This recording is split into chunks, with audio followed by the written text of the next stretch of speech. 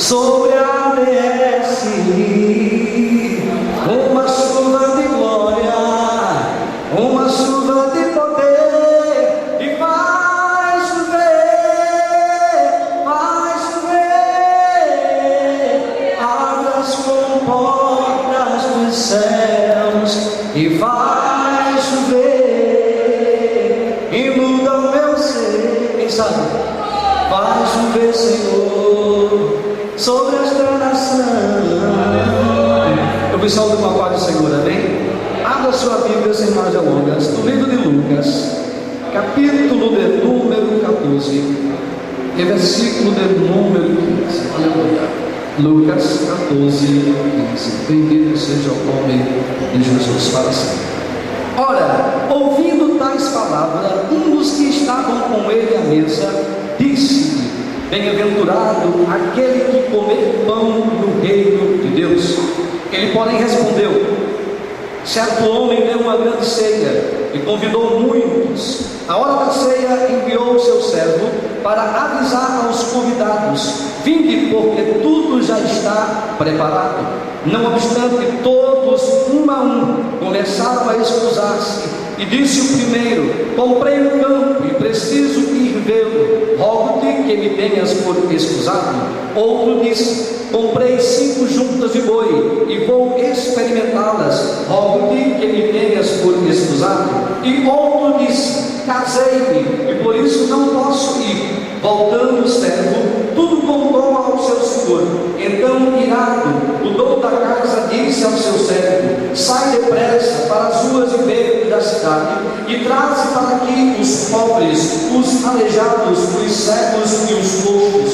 Depois lhe disse o servo: Senhor, feito está como mandaste, e ainda há lugar. Respondeu-lhe o Senhor: sai pelos caminhos e atalhos e obriga a todos a entrar para que fique cheia a minha casa. Respondeu-lhe o Senhor: sai pelos caminhos e atalhos e obriga a todos a entrar para que fique cheia a minha casa, porque vos declaro que nenhum daqueles homens que foram convidados provará da minha ceia. Pode sentar em o nome de Jesus. Queridos, quando eu abro a minha Bíblia no livro de Lucas, capítulo de número 14, eu versículo 15 em diante, eu encontro aqui a parábola da grande ceia, e eu aprendo tanto com essa mensagem. Ela tem 2 teores. O primeiro teor, ela é uma mensagem evangelística. O segundo, ela é uma mensagem escatológica.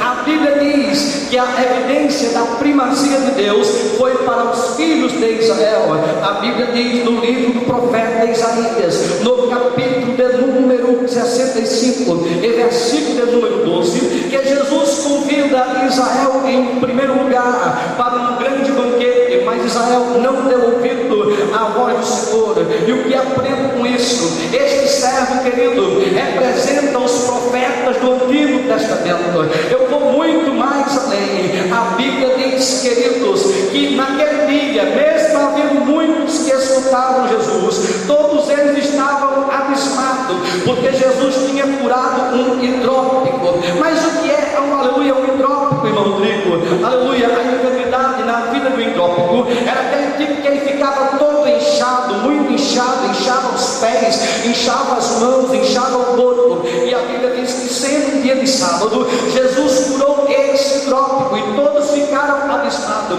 O que me chama a atenção aqui nesta parábola é que havia muitas pessoas que ouviram Jesus, mas só um estava atento. Ei, querido, não adianta ficar pasmado, não adianta ficar parado com as mensagens belíssimas que o Senhor tem usado os teus filhos a na tribuna passar para a sua igreja. Não adianta, não basta somente ouvir, temos que ser praticante. A palavra do Senhor, ela mesma nos ensina e diz que bem-aventurado não é só aquele que ouve, bem-aventurado não é só aquele que lê, mas muito mais bem-aventurado é aquele que pratica esta palavra. Eu estou pregando nesta noite para uma igreja que vive a praticidade da palavra, porque a própria palavra, ela nos ensina e testifica que a fé sem as obras é morta. Não adianta ter fé se não tem obra. Também não adianta ter obra se não tem fé. Mas nesta noite, se você tem fé e tem obra, levante a mão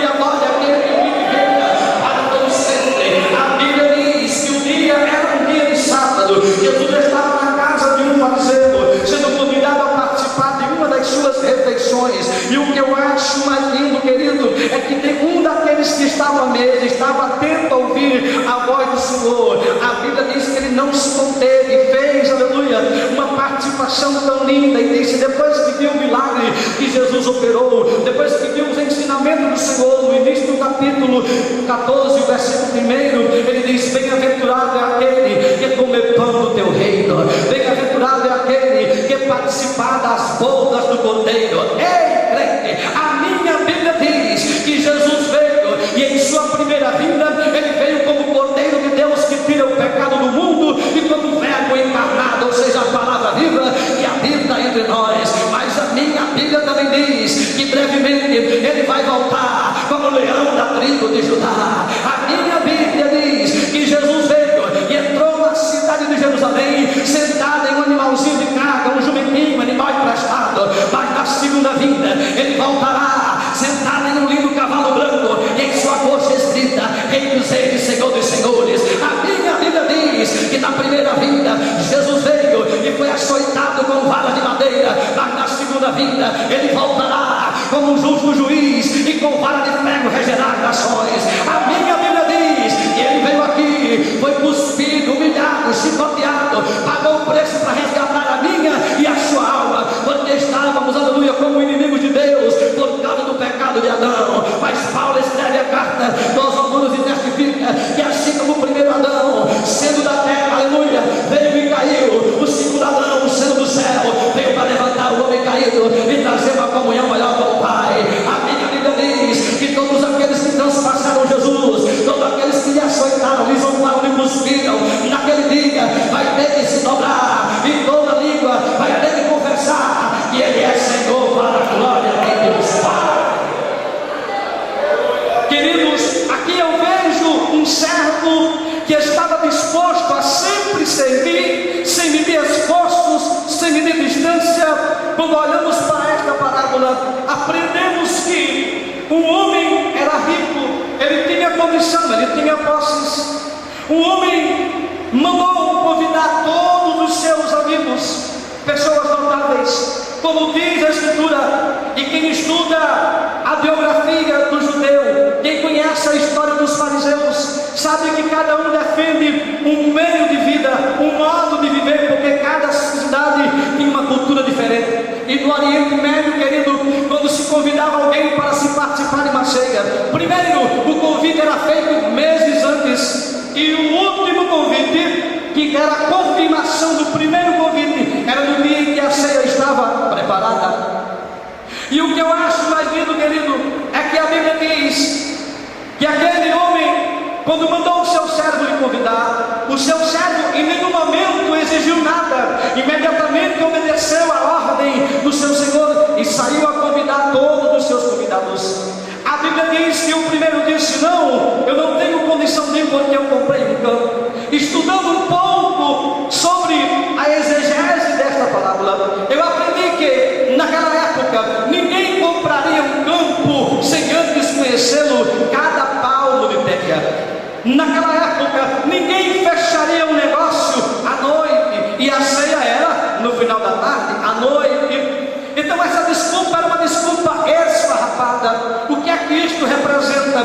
Trazendo para o dia de hoje, muitas vezes queremos encher a casa do Senhor e convidamos o nosso vizinho da direita, convidamos o nosso vizinho da esquerda, convidamos muitos amigos, mas eles, quando chega o domingo, realmente domingo, queremos trazer para a igreja, sempre tem uma desculpa. Hoje eu não posso, tem o futebol, tem o campeonato brasileiro, hoje eu não posso, tem uma corrida de Fórmula 1, hoje eu não posso, tem um aniversário de alguém da família. Sempre existe uma desculpa. Mas, querido, eu quero te dizer uma coisa: cada convidado, cada pessoa que convidamos tem que aproveitar a oportunidade enquanto a porta da graça está aberta, porque brevemente ela há de se fechar.